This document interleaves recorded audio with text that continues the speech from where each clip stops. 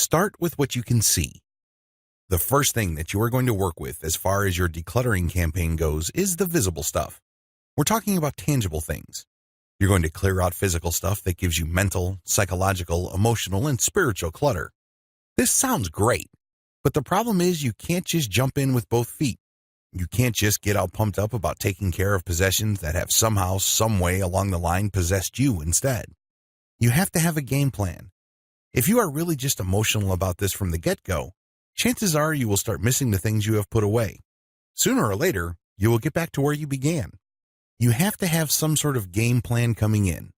Again, as the old saying goes, if you fail to plan, you're actually planning to fail. This is absolutely true when it comes to decluttering. What you need to do is to first begin with what you're trying to achieve. In other words, focus on the question, why? I know at this point you're probably thinking, isn't it obvious? All these things are dragging me down. They're holding me back from the life that I know I deserve. All this mental clutter is just sapping my energy. It's obvious that this physical stuff, my possessions, which I work so hard to accumulate, actually has a toxic effect on me. Isn't it obvious? Well, you might be surprised as to how inefficient you could be when decluttering stuff because at some point, you will come across some things that you're going to compromise with yourself over. You know that it's very toxic. You know that it prevents you from moving on, but for some reason or other, you can't let it go. It has that much of an emotional hold on you. If you don't have a clear understanding of why you're doing this, you will fall into this trap again and again and again. Begin with a game plan. Focus on why you're doing things in the first place. What is the great objective? What do you stand to gain? What do you stand to lose? Do yourself a big favor and write all of this down.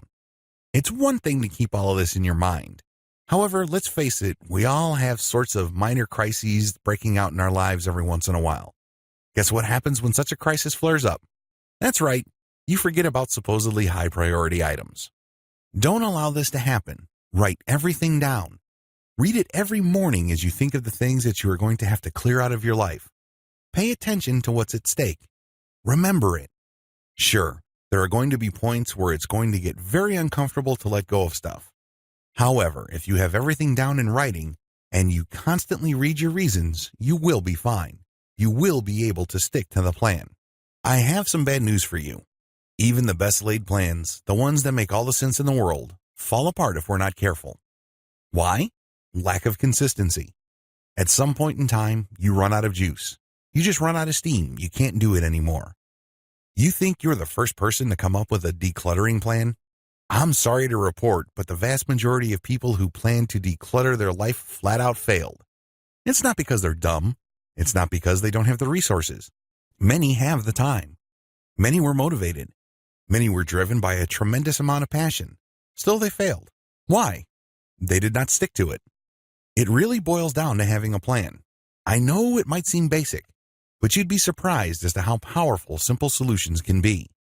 By simply writing down your game plan and why you're doing it, you have a tool that would enable you to put in the work day after day, week after week, month after month, year after year.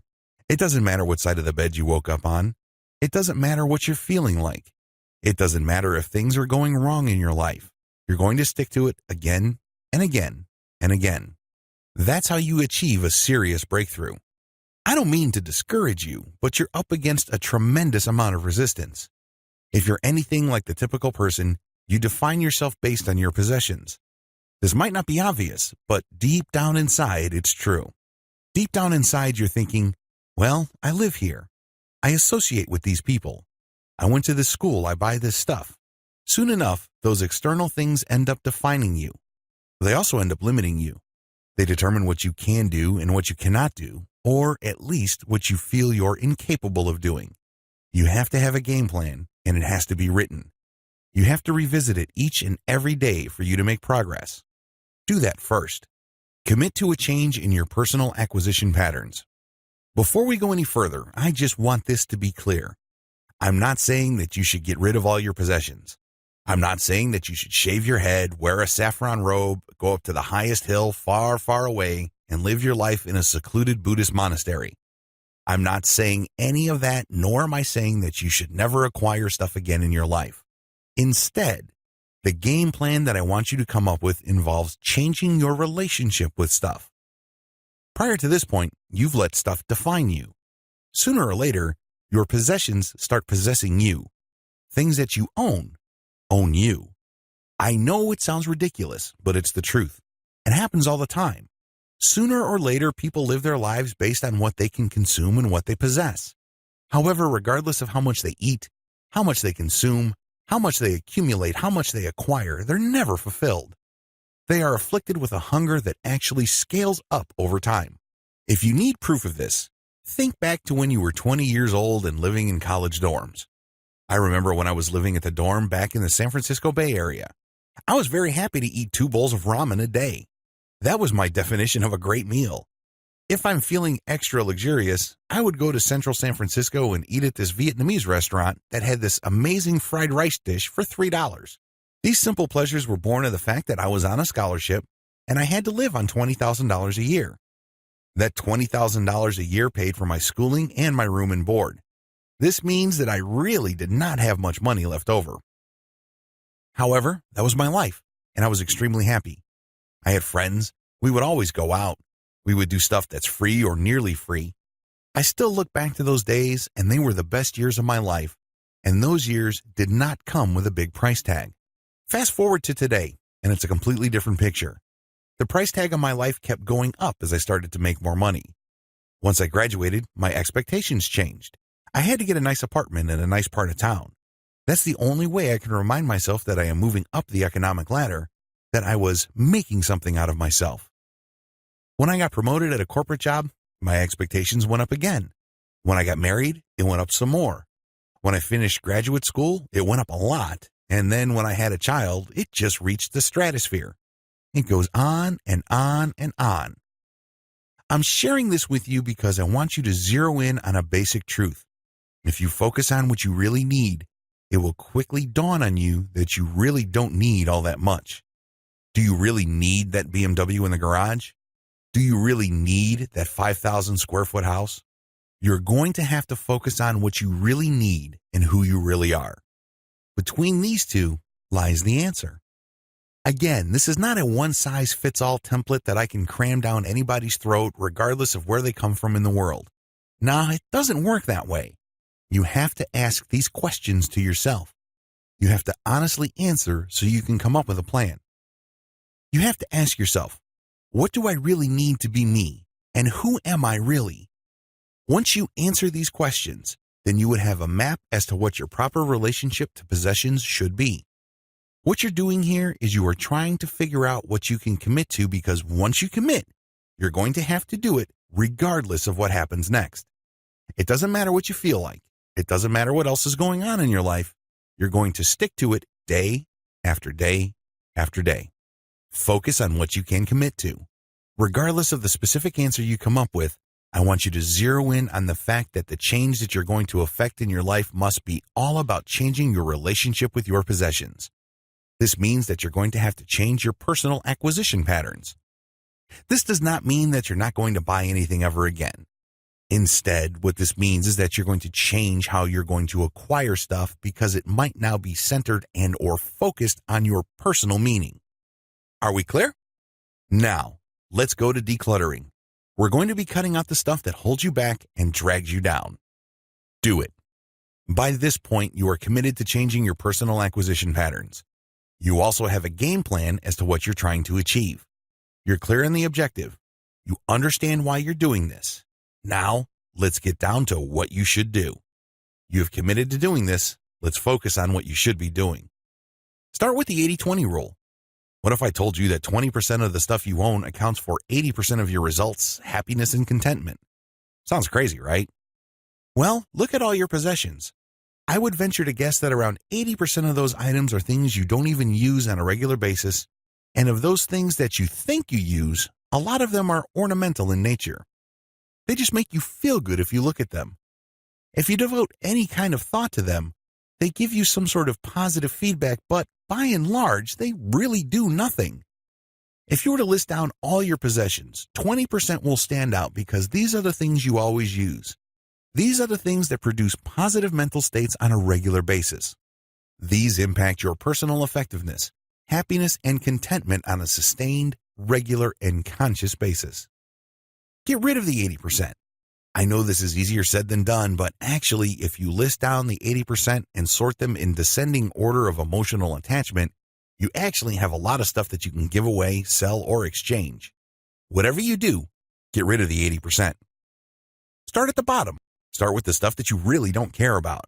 This is stuff that is obviously clutter to you. There's no question. This stuff is just hogging precious space. However, as you move up the scale, that's when things get real because it gets closer and closer to your comfort zone. However, you have to stick to the plan. You have to say to yourself, this stuff possesses me. I don't possess it. It's holding me back. It's toxic. Focus on the 20% that truly matters and get rid of the 80%. You don't have to do this overnight. You don't have to put out an ad on Craigslist, hang up a garage sale sign over your door. However, you have to do this. Create a timeline, get rid of the clutter, focus on the 20%. Remember what matters. I wish I could tell you that changing your personal acquisition patterns is a simple one-step process. I wish I could tell you it's some sort of bright line on a calendar somewhere that once you hit that date and you do what you're supposed to do, things are better permanently. It doesn't work that way. It's like trying to lose weight. If you've ever gone on a diet, you know that the first few days or even weeks you're doing really well. The pounds just melt off. You feel really good about yourself. Every time you look in the mirror, you see this very beautiful or very handsome person. You feel like you're on top of the world. However, sooner or later, that weight comes back. Why? You did not remember your game plan. You didn't focus on what's important. This is not just a simple matter of getting rid of stuff. Anybody can do that. Let's get real here. If this is all just about getting rid of stuff, most people can do this. Instead, you should focus on changing your mindset. You're changing how you think about stuff and what your relationship is to stuff in your life. This is what requires heavy lifting. This is where it can get uncomfortable, but you have to do it. Stick to the plan. From time to time, you will come across some sort of shiny object. You might stumble upon some gadget or trinket that just seems so irresistible. That's when things get real, because when you remember your game plan, you present yourself with a choice. Unfortunately, a lot of people forget the game plan, so they just stumble back into that acquisition pattern. They strengthen their old habits, they feed it, and they end up where they began. Remember your strategy. Be thorough. It's easy to clear out stuff that are obviously status symbols. It's easy to get rid of stuff that are obviously trinkets, gadgets, and things that really don't add much value except for maybe some sort of emotional reward. You have to go past status symbols. Look at items that give you comfort. There's a lot to work with there. You have to understand that if an item gives you comfort, you are just using that item as some sort of mental mirror. Real comfort, assurance, and a sense of worth or meaning can only come from you. You're using that item as a prop. You're bouncing off these mental signals off that tangible item. Your job is to remove the item and go straight to the source. It is you giving yourself that meaning. It is you allowing yourself to feel that way. Cut out the middleman. Focus on within. This is a good segue to what we will focus on in video 5. After you have gotten rid of the 80% of physical clutter, you have to start looking at all your other acquisitions. This can be non-material. I'm talking about attitudes, mental trends, mental clutter, mindsets, assumptions, expectations, misconceptions. Believe it or not, these are harder to get rid of. Why? Like I mentioned, a lot of the physical stuff that we buy are actually just mirrors. Their real value is based on what's going on in our heads. They remind us of ideas that we possess in our minds. Get rid of those ideas, and you would not have to need stuff that mirrors that. That is the real project. As uncomfortable as clearing up a lot of this physical stuff may be, this doesn't compare to the kind of heavy lifting that you would have to do inside your head. That is our big project in video 5.